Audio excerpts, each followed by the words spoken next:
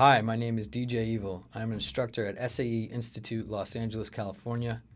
Today we're going to show you how to make loops inside of Logic and put them into a sampler by using Ultrabeat. So the first thing I want to do is go to my preferences, go to General, and I want to make sure that these boxes are checked right here for my editing when I'm editing audio loops. Fade tool click zones and marquee tool click zones. Make sure those boxes are checked. This will help you edit your audio inside of Logic a lot faster and easier. So then I'm going to go ahead and go over to my media. This will show me my bin, loops, library, and browser. From there, I want to change the session tempo to 128. Then when I go through my loops, we can listen for some drums that will work for the style of music that we're going to do today. Let's try that one. And it's going to ask me if I want to import tempo information. I've already changed my global tempo, so I'm going to go ahead and say no.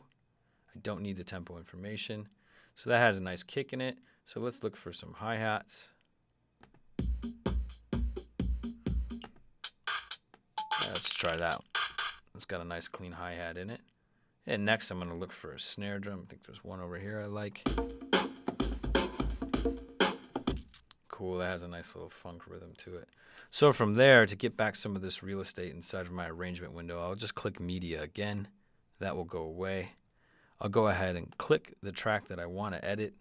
And now that I have my tools clicked on, it'll be a lot easier for me to find out what part of the drums that I'm going to need to take. I'm going to go ahead and solo the track out so I can hear it by itself. And I'm just going to take that first kick drum. It sounds nice and clean. And now that I have the fade tool clicked on, I can make a nice fade at the end of it. Perfect. I'm going to go ahead and turn my cycle on. By doing that, you can hit C, and this just gives me loop brackets here to listen to the loop back. Now I want to bounce this. We'll go ahead and hit bounce. Name it kick. I'm saving it to my desktop, and I'm also saving it to my audio bin so I can bring it back in the session a lot easier. So I'll go ahead and hit bounce. It's going to save that out. I'm going to click back down to this hi-hat track. And I'm going to find the part of the hi-hat that I want. Let's go with that first one. Sounds good.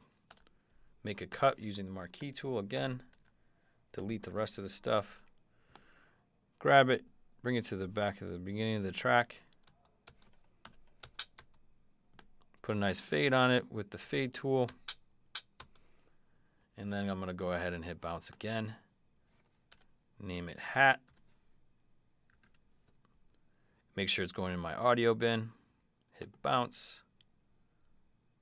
Then let's go back down to this snare track.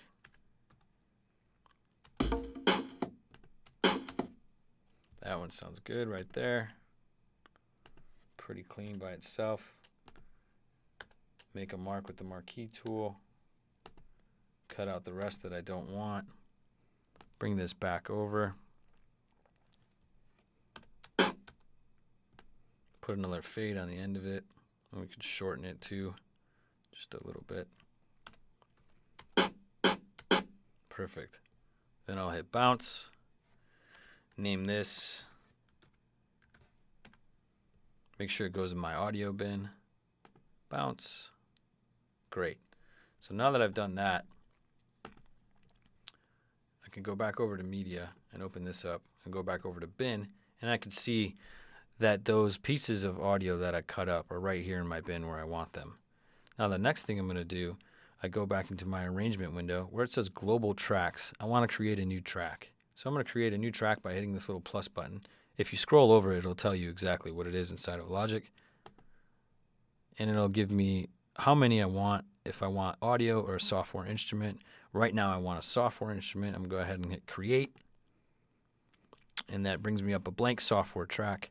If I look in Inspector, you can see you have the EQ, inserts, sends, and then your I/O. Your I/O is where you want to insert the software track. And I'm looking for Ultrabeat drum synth, and I want to go to multiple outputs. Now that I have this brought up, I go to my default, and I'll go to drum kits. Then I will go to drag and drop samples, because this is where I'm going to want to take these one shots that I just created and bring them into Ultra Beat. So now that I have that, I'll go to sample 1. I'll go over to my bin and my media and bring my kick drum into sample 1. And now I'll name sample 1 kick.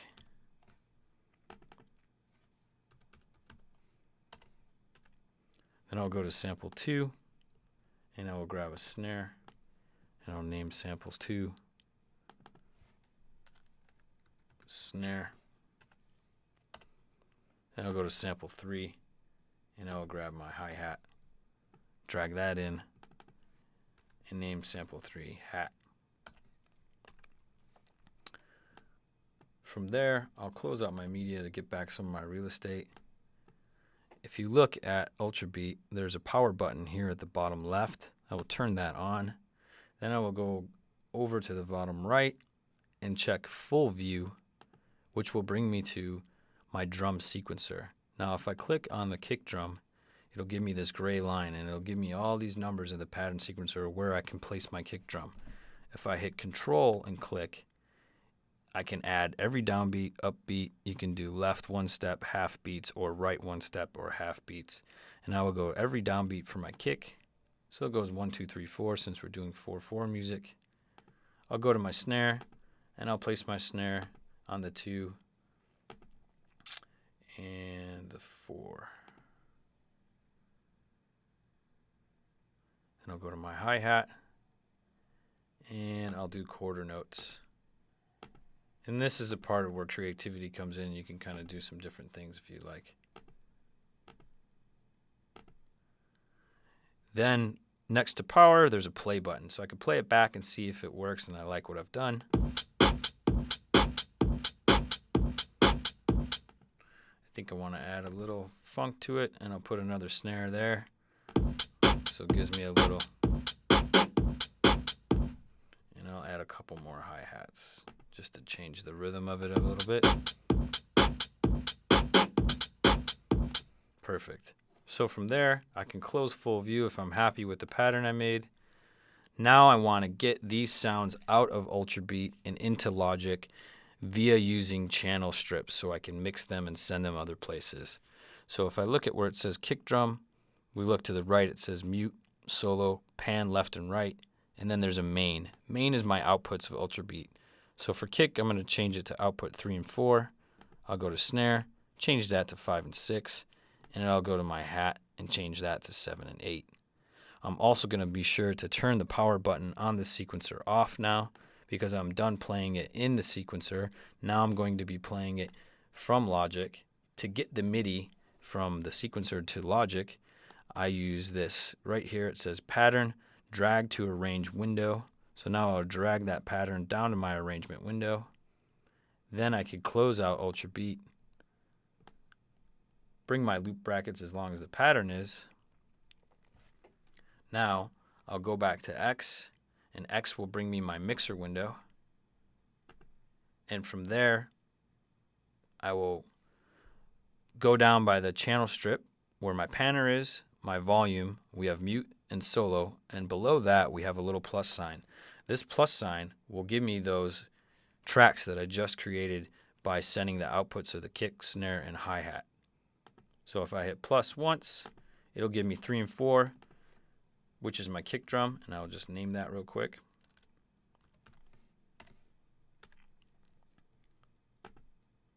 Five and 6 will give me the snare, and 7 and 8 will give me the hats. So now that I have these here, I can solo them out, play the loop back. So now I just have my kick drum on its own, solo the snare out, and solo the hi-hat. And the hi-hat didn't come out of stereo. There we go.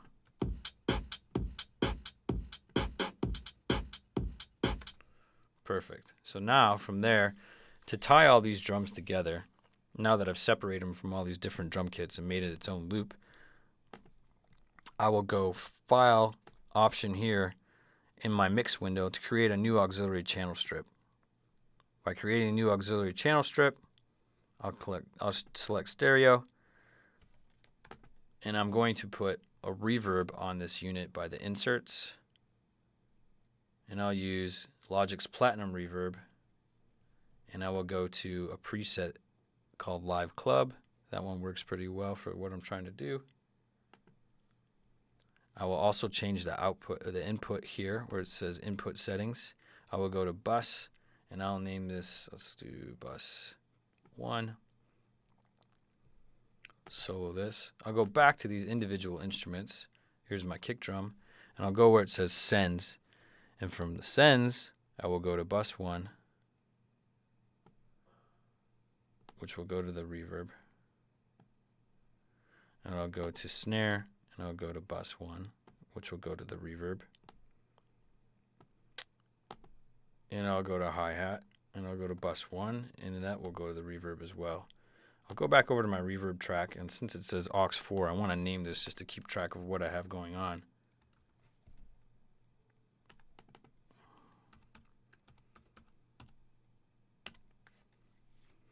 So now I can listen back to these drums being played through this reverb.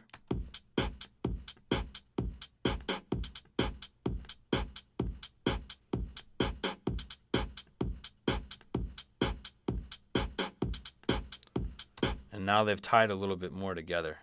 So then from there, the next step I would like to do is compress all these drums via using another auxiliary channel strip. So I'm going to go to Options, Create New Auxiliary Channel Strip. It's going to ask me how many and if I want it mono or stereo. For this case, I want it in stereo. I'm going to go ahead and name this drums because I'm sending all of my drums here. And then I'm going to option click to bring the channel to unity gain. Again, through the inserts, I'm going to go ahead and select dynamics and go to a compressor. And I'm going to go to a stereo compressor.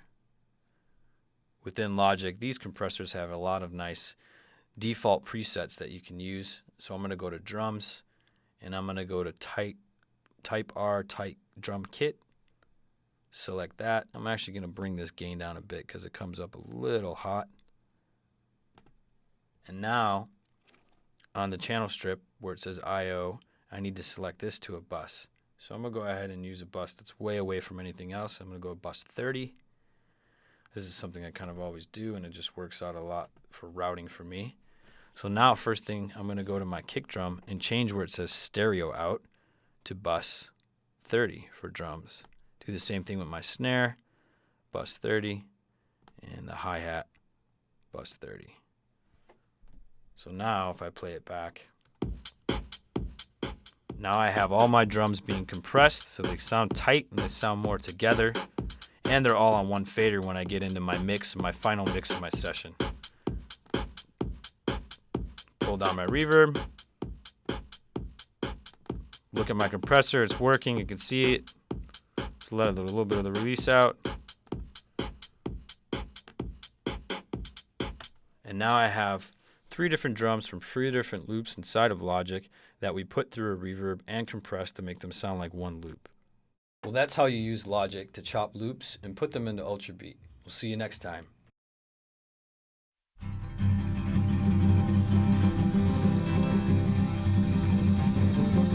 Growing up, it was always the CDs I was listening to, no vinyl, cassette tapes. Actually, it was the cassette tape that really kind of made my ears prick up about sound.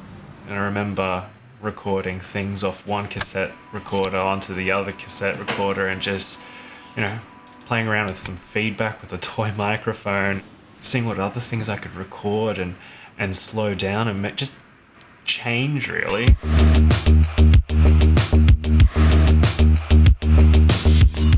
I started SAE with the idea that I'd be a music producer and recording engineer, and throughout the course, that's kind of augmented a little bit, and I've just found this burning passion with post-production sound and location sound for film and TV. Yeah, every now and again I'll grab a little portable recording unit and just go for a little bit of a wander and see what interesting sounds I can grab around the city. I like to sit and listen to the city and think about what else other than the tangible thing that it actually is. What else could it be?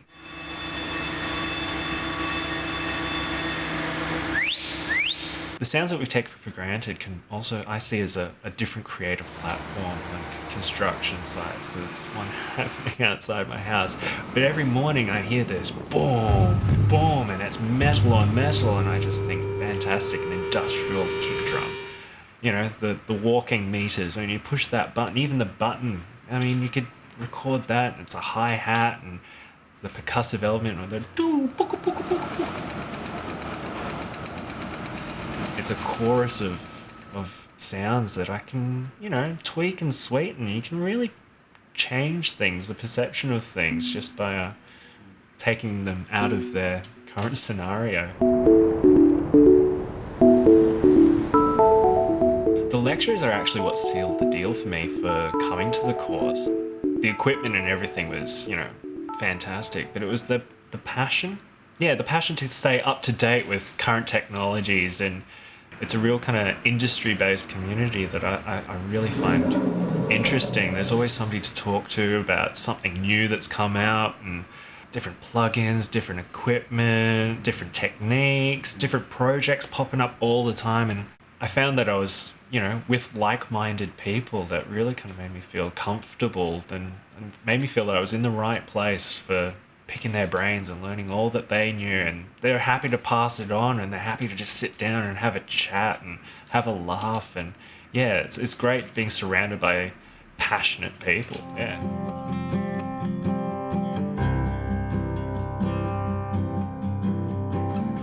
Ultimately, my dream job when I finish this course would be being the senior Foley supervisor at a major production firm. The guy in charge of making the movie sound good.